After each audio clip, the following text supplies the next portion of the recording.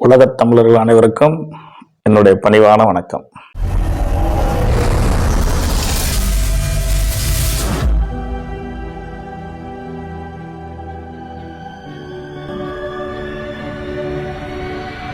உலகத் தமிழர்கள் அனைவருக்கும் என்னுடைய பணிவான வணக்கத்தினை பணிவன்போடு தெரிவித்துக் கொள்கின்றேன்.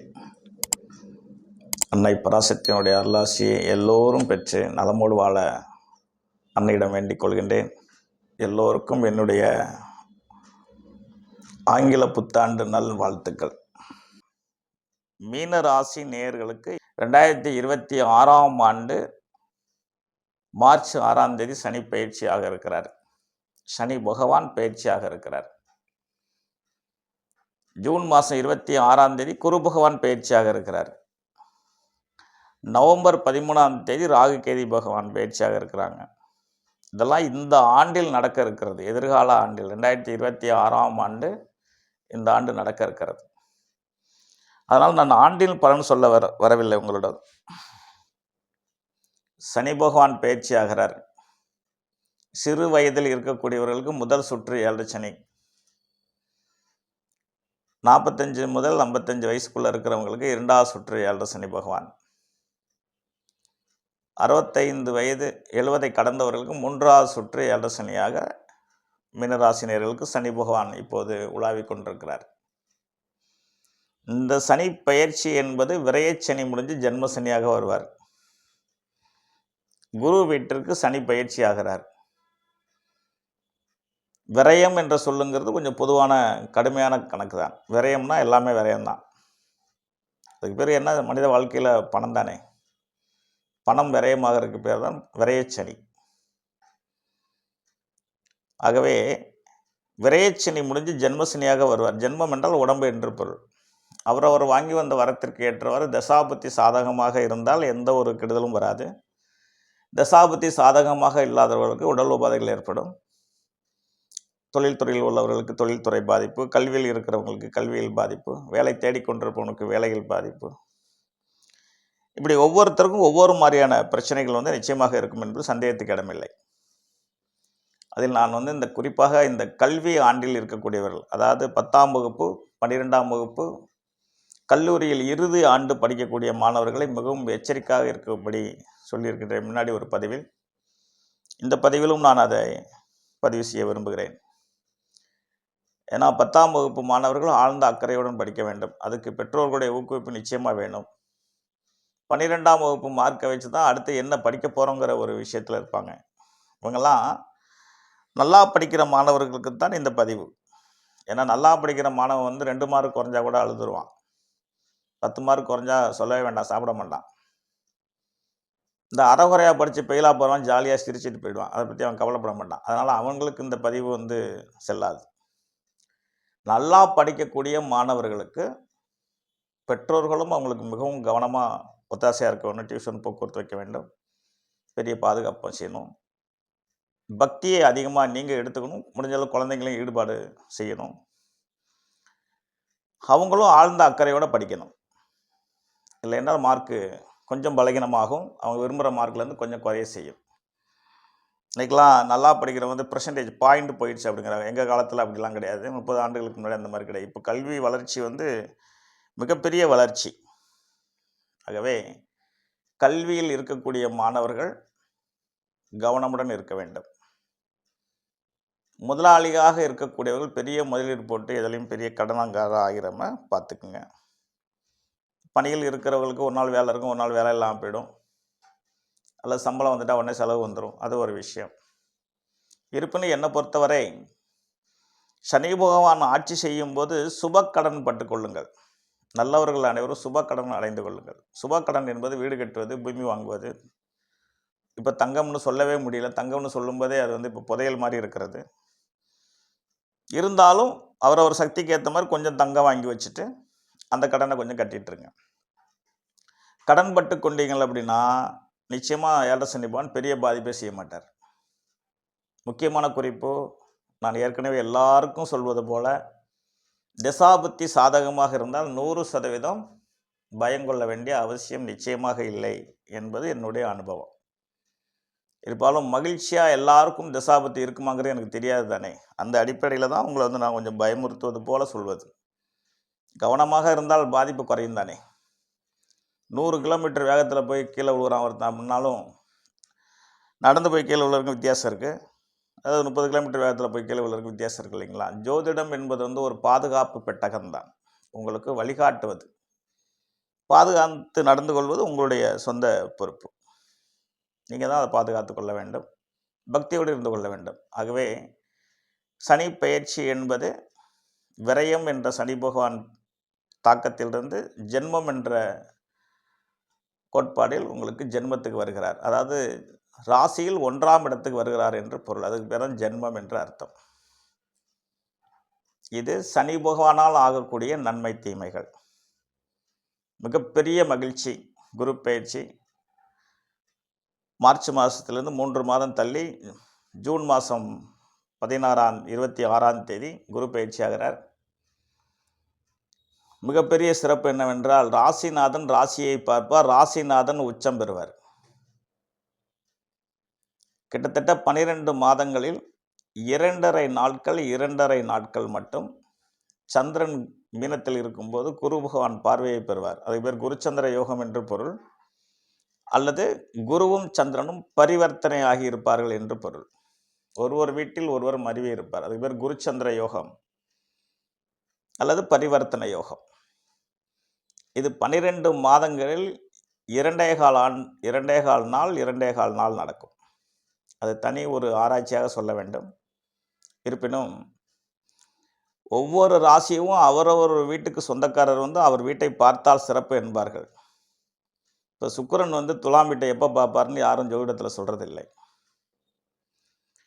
சூரிய பகவான் எப்போ சூரியன் வீட்டை பார்ப்பார்னு யாரும் சொல்கிறதில்லை.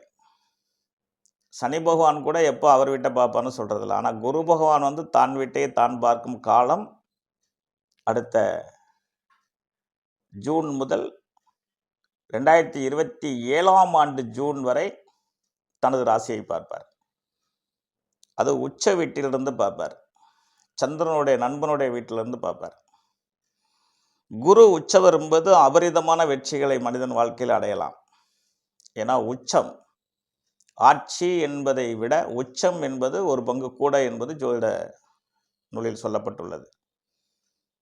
உச்சம் பெறும் குரு பகவான் உச்சமாகி சனி பகவானை பார்க்கும்போது சனி பகவானுடைய தாக்கம் 100% குறையும் என்பதில் சந்தேகத்திற்கு இடமில்லை. இதில் சிறப்பு செய்தி என்னன்னா, ஜனன காலத்தில் நல்ல வாலிபத்தில் இருக்கக்கூடியவர்கள் அல்லது ஒரு 65 வயசுக்குள்ளே இருக்கக்கூடியவங்க, ஏன் 70 வயது தொட்டவங்க, 70 வயதுக்கு பிறகு கூட வாழ்க்கையில் மிகப்பெரிய யோகங்களை அடைந்தவர்கள் இருக்கிறார்கள். சிறிய வயதிலும் யோகங்களை அடைந்தவர்கள் இருக்கிறார்கள். இதற்கெல்லாம் என்ன காரணம்னா, தசாபுத்தி சாதகமாக இருக்கும் பட்சத்தில் ஒரு மிகப்பெரிய வெற்றி என்ற சொல்லுக்கு இன்றைக்கி மனித வாழ்க்கையில் என்ன வெற்றி? ஒன்றே ஒன்று தான் வெற்றி. பணம் வேணும், பணம் இருந்தால் போதும், அவ்வளோதான். பதவிங்கிறது அது பொதுவான கருத்து. அவரவர் வாங்கி வந்த வாரத்துக்கு ஏற்றவர் ஒவ்வொருத்தரும் ஒரு வேலையில் இருப்பாங்க. அது பேர் பதவி என்று பொருள். பணம் என்ற சொல்லுதான் உலக இயக்கம். காசே தான் கடவுளப்பா, அந்த கடவுளுக்கும் அது தெரியுமப்பா. பூமியில் பிறந்து வாழ்ந்து முடிச்சு திரும்பி ரிட்டர்ன் போகும் வரை இங்கே எதை பற்றி பேசிகிட்டு இருக்க போகிறோம், எதை பற்றி வச்சு செயல்பட போகிறோம் அப்படின்னா பணம் மட்டும்தான். அப்போ அந்த பணம் என்ற ஒரு மிகப்பெரிய வெற்றியை மீனராசி நேயர்கள் அடுத்த ஆண்டில் 2026ஆம் ஆண்டில் அடைவீர்கள் என்பதில் சந்தேகத்திற்கு இட வேண்டாம். ஆனால் உங்களுடைய ஜனனகால ஜாதகத்தில் தசாபுத்தி சாதகமாக இருக்க வேண்டும். கடந்த 30 ஆண்டுகளுக்கு முன்னாடி சனீஸ்வர பகவான் என்னிடத்தில் 7 சனியாக இருந்த காரணத்தினால் இறுதி காலகட்டத்தில் என்னை ஜோதிடனாக்கி விட்டு போனார். சனி பகவான் வந்து பயிற்சியாக போகிற இடம் ஜென்மம், குரு பகவான் பயிற்சியாக போகிற இடம் 5ஆம் இடம், பூர்வ புண்ணியஸ்தானம், புத்திரஸ்தானம் என்று பொருள். திருமண வயதில் இருக்கக்கூடிய ஆண்கள் பெண்களுக்கு நிச்சயமாக திருமணம் நடக்கும் 2026ஆம் ஆண்டு. ஏற்கனவே திருமணம் ஆகியிருந்து குழந்தை பேர் தாமதமாக இருப்பவர்கள் குழந்தை பேர் கிடைக்கும். வேலை இல்லாமல் இருக்கிறவர்களுக்கு வேலை கிடைக்கும். வேலையில் இருப்பவங்களுக்கு பதவி உயர்வு ப்ளஸ் சம்பள உயர்வு கிடைக்கும். இதெல்லாம் அவரவருக்கு தசாபுத்தி சாதகமாக இருந்தால். ஏன்னா கோச்சாரம் என்பது வந்து ஒரு பங்களிப்பு, அவ்வளோதான். அப்போ இவ்வளவு நன்மைகளையும் குரு பகவானால் செய்து கொடுக்க முடியும். சனி பகவான் அவருடைய வீட்டிலேருந்து அவருடைய பார்வையை பெறுவதனால் கொஞ்சம் கட்டுக்குள் அடக்கி வாசிப்பார். அப்படியே மாறாகவும் ஆபத்தாகவும் நிகழலாம் சில பேர் வாழ்க்கையில். அது தசாபத்தி சாதகமாக இல்லாதவங்களுக்கு. அப்படி இருக்க வேண்டிய அவசியம் இல்லை, எல்லாரும் வேண்டிக்கலாம். இறுதி ஆண்டில் ராகு கேது பெயர்ச்சி 2026ஆம் ஆண்டு நவம்பர் 13ஆம் தேதி ராகு கேது பெயர்ச்சி. நவம்பர் முதல் ஜூன் வரை குருவும் கேதுவும் ஒன்றாக இருப்பார்கள். எல்லா ராசி நேயர்களுக்கும் சொல்லி வந்த கருத்தை தான் மீனராசிக்கும் சொல்ல இருக்கிறேன். குருவும் கேதுவும், அதாவது ராசிநாதனும் குருவும் ஒன்றாக சேர்ந்து உச்ச வீட்டில் குரு இருப்பது, கேதுவோட சேர்வது ஒரு கோடீஸ்வர யோகம். 2026ஆம் ஆண்டு நவம்பருக்கு பின் பிறக்கின்ற குழந்தைகளுக்கு குருவும் கேதுவும் ஒன்றாக இருப்பார்கள். அது ஒரு கோடீஸ்வர யோகம்னு ஜோதிடத்தில் சொல்லப்பட்டுள்ளது. ராகு கேது சேர்ந்திருந்து ஒரு ஜாதகர்கள் கஷ்டப்படுறதையும் நான் பார்த்துருக்கேன். ராகு கேது, ராகுவும் குருவும் சேராமல் நல்லா இருக்கவங்களையும் பார்த்துருக்கோம். குரு கேது சேர்க்கையோடு இருந்த ஒரு ஜாதகம் கஷ்டப்படுறதையும் பார்த்துருக்கோம். குரு கேது சேர்க்கை இல்லாமல் நல்லா இருப்பதையும் பார்த்துருக்குறோம். ஏன்னா ஜோதிடம் என்பது ஒரு பெரிய கடல். அதை அவர் சாதாரணமாக முடிக்க முடியாது. மிகப்பெரிய கடல், மிகப்பெரிய ஆய்வு, மிகப்பெரிய ஆராய்ச்சி இன்னும் எனக்கு தொடர்ந்து கொண்டே இருக்கிறது.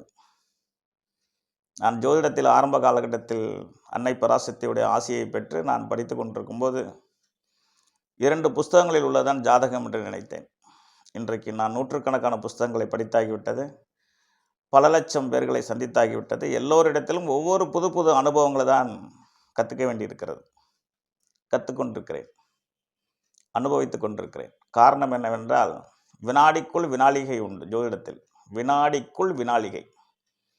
அப்படிப்பட்ட ஜோதிட உலகத்தை எடுத்து ஒரு கிரக பயிற்சியை வச்சு ஒருத்தர் மிகப்பெரிய வெற்றி அடைவார், தோல்வி அடைவார்னு ரெண்டையுமே சொல்ல முடியாது. ரெண்டுமே சொன்னால் தப்பு தான்.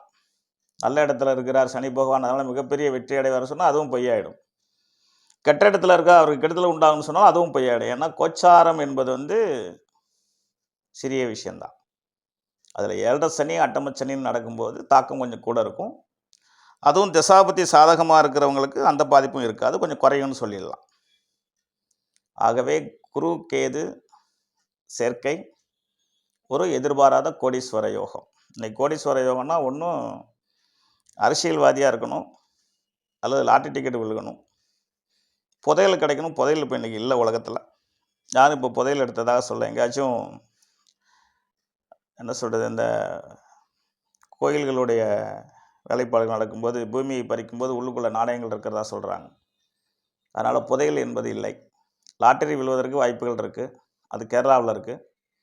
அதை பற்றி தான் கொஞ்சம் முன்னாடி பேசியிருக்கேன். கேரளாவுக்கு ஐயப்பனை பார்க்க போனீங்கன்னா ஒரு டிக்கெட் வாங்கிக்கோங்க, ரொம்ப வாங்காதீங்க. கேரளாவுக்கு வேலையாக போனீங்கன்னா ஒரு டிக்கெட் வாங்கிக்கோங்க. அதுவும் 2026 மே மாதத்துக்கு பிறகு குரு பகவான் உச்சம் பெற்றிருக்கும்போது. உங்களோட ஜனகாலத்திலிருந்து தசாபத்தி சாதகமாக இருந்தால் அந்த விபரீத ராஜயோகம் உண்டு. திரும்ப திரும்ப சொல்கிறது தான், தசாபத்தி சாதகமாக இருக்க வேண்டும், அதற்கு விபரீத ராஜயோகம் என்று ஒன்று இருக்க வேண்டும். இவர்கள் தான் எதிர்பாராத வெற்றியை அடைந்திருக்கிறார்கள் உலக வரலாற்றில். அந்த அடிப்படையில் குருவும் கேதுவும் சேர்க்கை மிகப்பெரிய உன்னதமான ஒரு யோகம். 15 வருஷங்களாக லாட்டரி டிக்கெட் வாங்குற சார், நான் ஒன்றும் விழுகலாம் என்கிட்ட ஃபோனில் சொல்கிறவங்க வர்றாங்க. இப்படிலாம் இல்லை. இவ்வளோ பேர் லாட்டரி சீட்டு வாங்குறாங்களான்னு எனக்கு இப்போ தான் தெரிய வருகிறது. நான் ஒரு சின்ன விளம்பரம் பண்ண போய், விளம்பரம் இல்லை, ஒரு விபரீத ராஜயோகம் பற்றி பேசினேன். அதுபடி இத்தனை பேர், இத்தனை லட்சம் பேர் லாட்டரி டிக்கெட் வாங்கிட்டு இருக்காங்க. எல்லா நாடுகள்லையுமே, தமிழ்நாட்டில் அல்ல, எல்லா நாடுகளில் இருந்தும் ஒவ்வொரு மாதிரியான கேள்விகளை என்னிடத்தில் டெய்லி ஒருவர் பேசிக்கிட்டு இருக்கார். அப்போது அது இஷ்டம், அதிர்ஷ்டம். அதை என்றோ ஒரு நாள் நாம் வழக்கத்தில் ஒன்றாக எடுத்துக்கொள்ளாமல் தவிர அதை நம்பியே வாழக்கூடாது, அதை நம்பியே பயணம் போகக்கூடாது, அதை நம்பியே பணத்தை போட்டு கடங்காரன் ஆகக்கூடாது, மனைவி மக்களை தவிக்க விடக்கூடாது. இப்போ எதனால்னா அந்த பணம்ங்கிறது தான்.